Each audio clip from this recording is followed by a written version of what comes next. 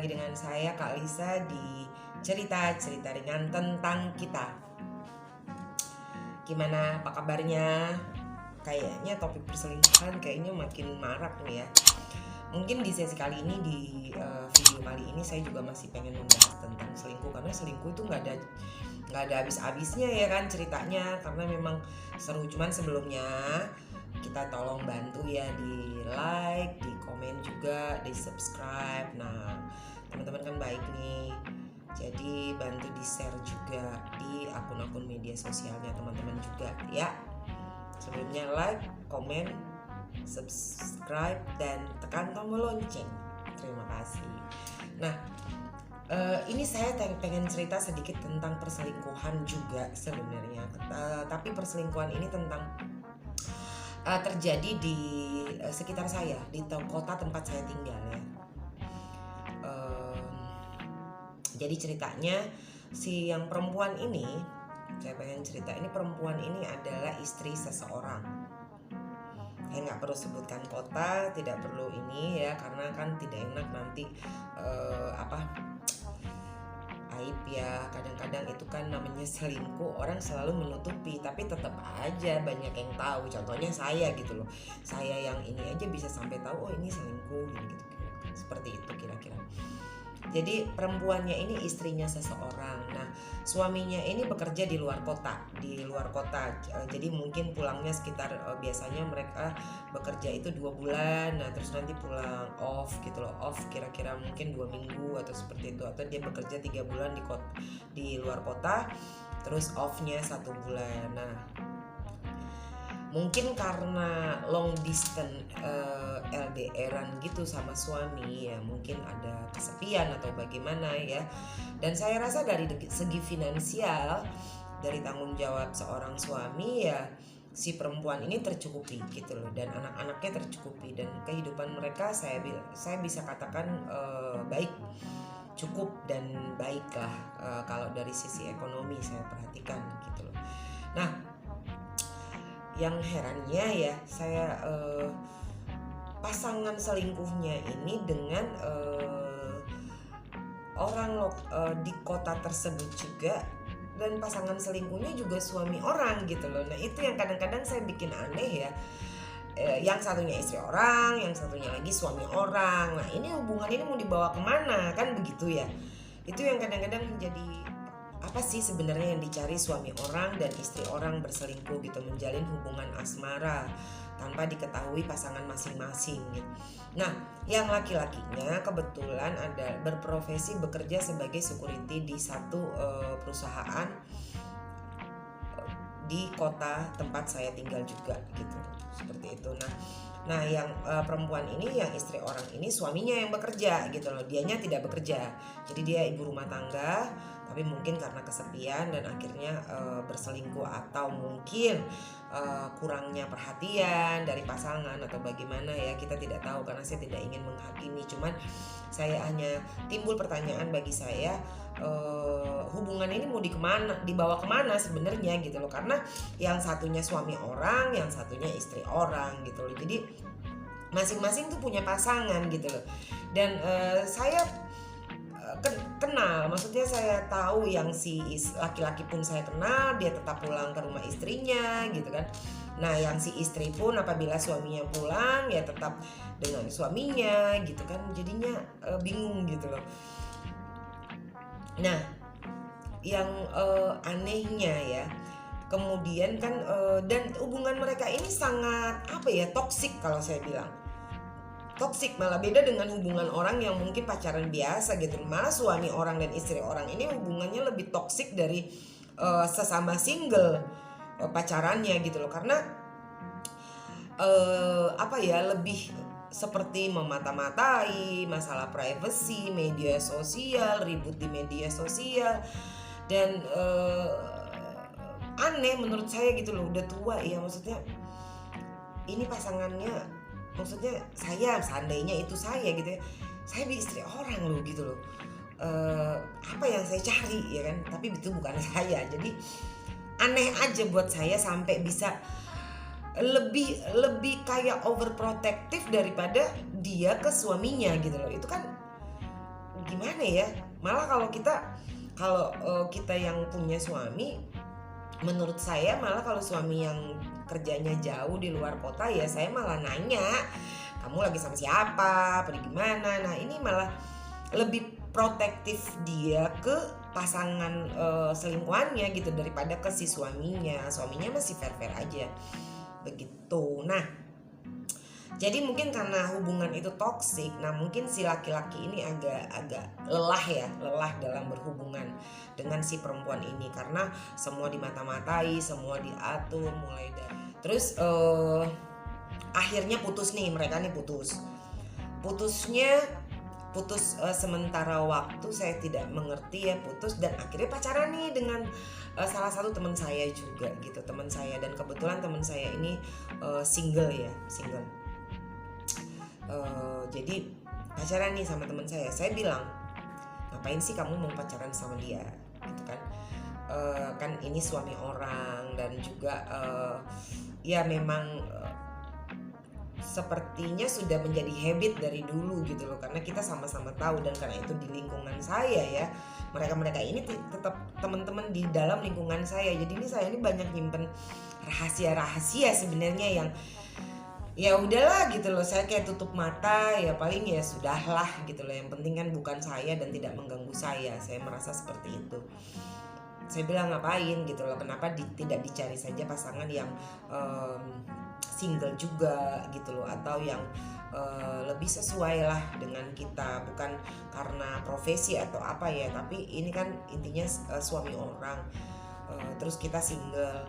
Kalau kita sih sah-sah saja ya, karena single, berhubungan dengan siapa saja itu oke. Tapi hubungan tanpa komitmen di umur 40 tahun ke atas itu sebenarnya yang dicari apa sih kan gitu ya.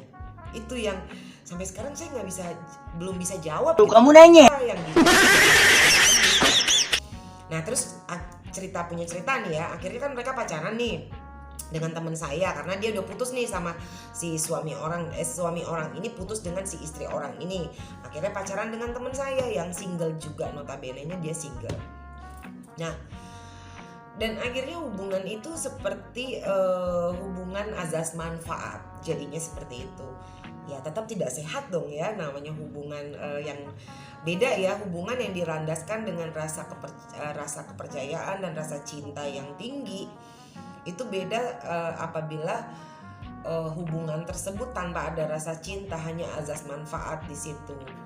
Kan kelihatan sekali gitu.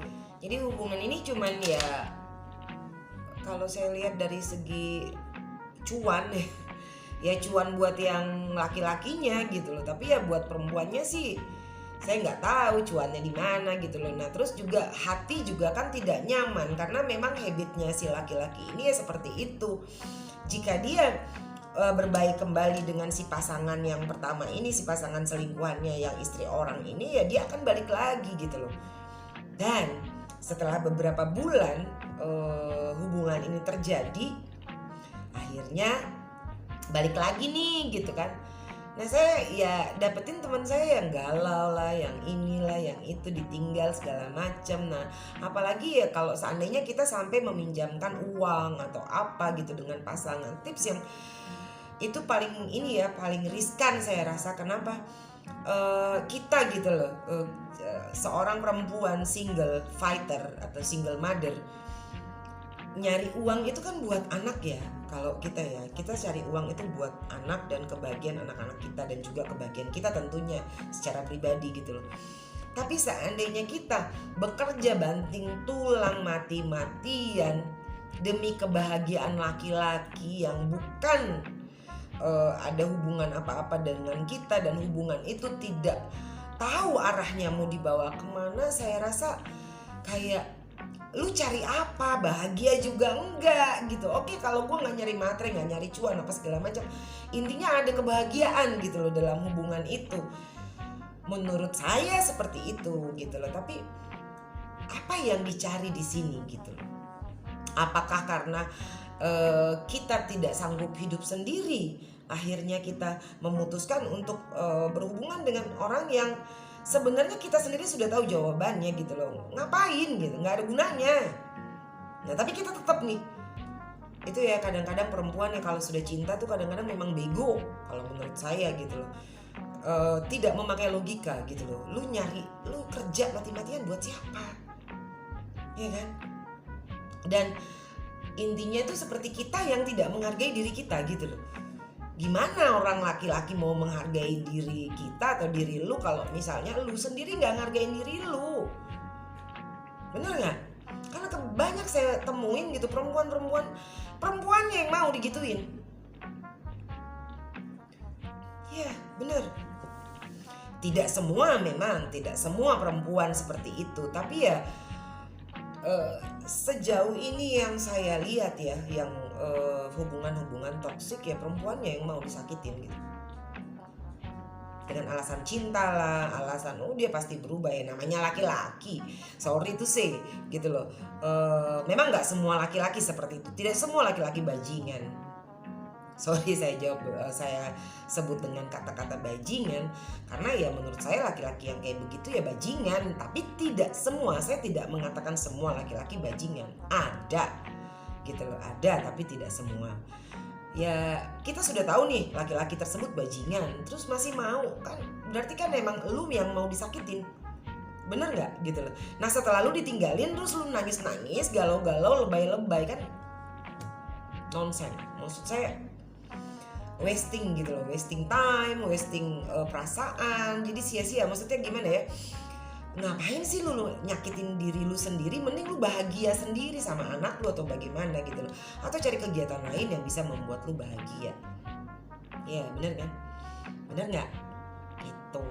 Nah akhirnya nih kan putus dong karena si perempuan yang istri orang ini balik lagi nih sama si laki-laki ini gitu loh, sama si laki-laki yang suami orang ini. Dan akhirnya ketahuan lah sama si suaminya si perempuan. Dan akhirnya ya sekarang hubungan mereka ya saya tidak tahu. Si perempuan ini akhirnya ikut suaminya bekerja ke luar kota karena setelah ketahuan tersebut. Itu info yang saya dengar dari mereka. Walau bagaimanapun kita pintar menyimpan bangkai bertahun-tahun, tetap baunya pasti akan tercium gitu loh. Karena setidak perhatiannya pasangan kita terhadap kita, saya yakin ya hampir 24 jam atau kita bertemu dengan dia berdua bersama, hidup bersama, nggak mungkin dong kita tidak tahu ada perubahan-perubahan pada pasangan kita. Nah di situ yang membuat sebenarnya lambat laun apapun yang kita tutupi itu akan terbuka dan bangkai yang kita simpan akan tercium baunya. Itu menurut saya gitu. Ya kadang-kadang ya itulah ya yang saya heran gitu loh. Yang satu suami orang, yang satu istri orang, dan kemudian ya terjalin hubungan-hubungan yang toksik seperti itu. Apa yang dicari gitu loh, bisa nggak teman-teman tolong bantu jawab dong gitu loh. Maksudnya apa sih sebenarnya yang dicari dalam hubungan perselingkuhan yang seperti ini? Uang juga bukan gitu, tapi nggak tahu ya, saya yang laki-lakinya mungkin cari uang gitu loh, karena memang kebetulan ya disupport sama yang perempuan istri orang ini gitu loh. Jadi ya mungkin ya uang sih kalau buat laki-laki. Nah buat perempuannya apa? Apakah sebegitu pentingnya ya hubungan di atas tempat tidur gitu loh?